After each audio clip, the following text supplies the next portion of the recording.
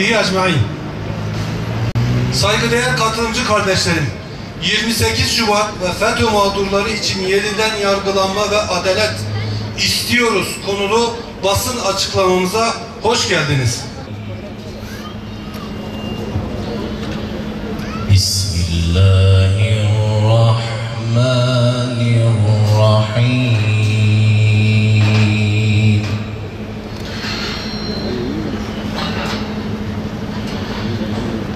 Tilka darul ahiratu nec'aluha lillezina la yuriduna uluwan fil ardi ve la fasada.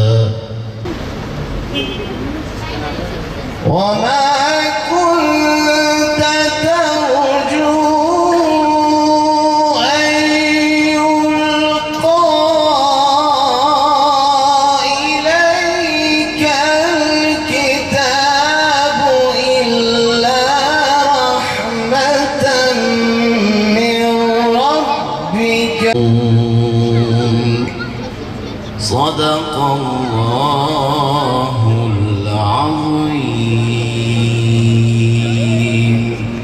El Fatiha.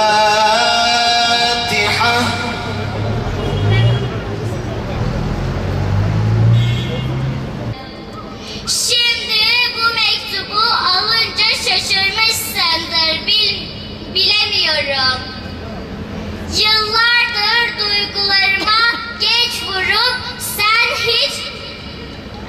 sana hiç mektup yazmadım.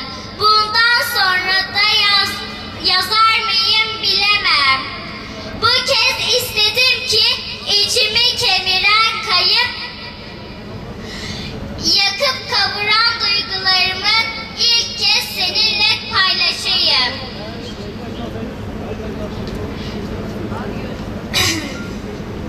Yılların hasretini, özlemini bir çırpıda nakış nakış mektuba işleyeyim. Ayşe'yi bilirsin. Babasını bugün tahliye ettiler. Ayşe'yi bir görsen nasıl sevindi. Ne kadar sevindi babacığım. Yerinde duramıyor, kuşlar gibi uçuyordu. Tabii ki bizler bu sevince ortak olduk. Bu sevinci yaşarken birden aklıma sen geldin babacığım. Beşiğini hep annem salladı. Senin ninnilerini hiç dinleyemedim. Konuşmaya başladım ama baba diyemedim. Baba kelimesini en son öğrendim. Senin varlığını çok geç öğrendim baba. Bir gün pencereden dışarı seyrediyordum. Çocuğun biri baba, baba diyerek sevinçle çarşıda gelen babasını boynuna sarıldı. O an içimde bir sıcaklık hissettim. Evet, de baba, baba dedim, döndüm ve duvardan asılı resmine baktım. Annem görmesin diye perdenin arkasında ağladım. Boynum bükük ve mahzun bir şekilde kapıya baktım. Bir gün benim de babam şu kapıdan içeri girseydi. Ben de koşup baba deyip boynuna sarılıp öpseydim. Sen o kapıdan bir kez olsun gelmedin. Kızım deyip öpmedin. Boynum büküldü. Takatim kesildi. Umutlarım yıkıldı. Hayallerim hayal olup gitti. Bir sıcak gülüşüne, kızım deyip kucağına alışına, şefkatle bir öpücük konduruşuna, boynuna sarılmaya hasret kaldım baba. Biliyor musun baba, seninle geçirdiğim hiçbir anımız yok. Örneğin seninle birlikte yürüyemedim. Çarşıya, parkta, pikniğe gidemedim. Siyasi tarihimize kara bir leke olarak yazılan 28 Şubat postmodern darbesi 22. yılına girmek üzere. Af tartışmalarının yaşandığı günümüzde kimlerin affedileceği, kimlerin devlete karşı suç işlediği tartışmalarının dışında kalarak asıl mağdurlara dikkat çekmek ve sadece talepleri af değil, yeniden adil bir yargılanmayı bekleyen kardeşlerimiz için Van Sivil Dayanışma İnisiyatifi olarak bugün burada toplanmış bulunmaktayız.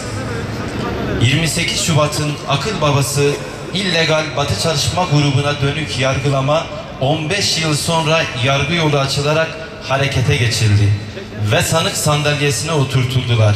Sadece darbenin askere yağı olan 103 isim hakkında Türkiye Cumhuriyeti hükümetini cebren devirmeye iştirak suçundan dava açıldı.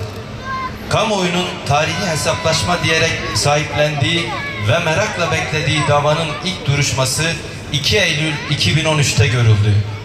Maalesef süreç ilerledikçe soruşturmayı başlatan savcıların, ilk görevlendirilen bilirkişilerin FETÖ ile bağlantısının ortaya çıkması ve yaşanan sahte delil tartışmaları bu tarihi davayı da sulandırmış oldu. Davada hiçbir tutuklu sanık kalmadı. Bu da yeşeren umutların sönmesine neden oldu. Çünkü bu davadan sonra yargı, medya, sermaye, sivil görünümlü platformlar ve 5 çete yargılanacaktı. Ama süreç FETÖ ve Kemalist elleriyle bitirildi. Aynı süreç açık bir komplo olmasına rağmen 28 Şubat mağdurları için gerçekleşmedi. Binlerce mahkumun, on binlerce yakının canını incitmekten çekinmediler. Şimdi sormak lazım, yeniden yargılanmak dışında hiçbir isteği olmayan bu insanları kamu vicdanı ne zaman görecek? Bu konuda hükümetin acilen bir takım çalışmalar yapması, bunun altyapısını hazırlaması gerek. 20 yılı aşkın bir süredir cezaevlerinde bulunan mütedeyyin insanlar var. En azından bunların yeniden yargılanmaları ve haksız yere mahkum edildikleri hürriyetlerine kavuşturmaları için bir takım kanuni düzenlemelerin yapılması gerekir. Özellikle Hizbullah, Sivas davası, İslami Hareket, İbdaç, Hizbut Tahrir, Malatyalılar, Selam, Tevhid, Vasat gibi İslami camialardan birçok kişinin cezaevinde geçirdikleri süre 20 yılı aşmıştır. Unutulmamalıdır ki Şehit Halil Kantarcı 28 Şubat'ta düşmanlığı süresince bu ülkenin anayasal düzenini yıkmak suçundan yargılanmış ama 15 Temmuz hain FETÖ işgal darbesine karşı bu ülkeyi ayakta tutabilmek için canını feda etmekten çekinmemiş bir 28 Şubat mağduruydu. Şehit Halil Kantarcı ile birlikte yargılanan insanlar bugün halen cezaevlerinde gün sayıyorlar. 1.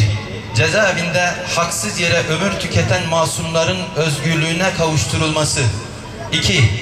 Hakkında verilen haksız hapis cezaları sebebiyle yurt dışına gitmek zorunda kalmış olanların tekrar Türkiye'ye güven içinde dönebilmesinin önünün açılması. 3. Mahkum edildiği hapis cezasını çekmiş olanların maddi manevi zararlarının tazminini ve iade-i itibarlarının sağlanması. 4. Haksız yere kapatılan kurum ve kuruluşların yeniden açılması ve meydana gelen zararının tazminleri. 5. FETÖ, hakim ve yargıçlarının müebbet hapis yatmış veya uzun sürece verilmiş siyasi davalarla ilgili verdiği kararların yeniden yargı yolunun açılması. 6. Sırf Müslüman olduğu için FETÖ'nün hedefine giren kişi ve yapılara yönelik komplo ve kumpaslarda rolü olan asker, polis, savcı veya hakimlerin bu suçlardan dolayı yargılanması Müslüman kamuoyunun ortak arzu ve beklentisidir.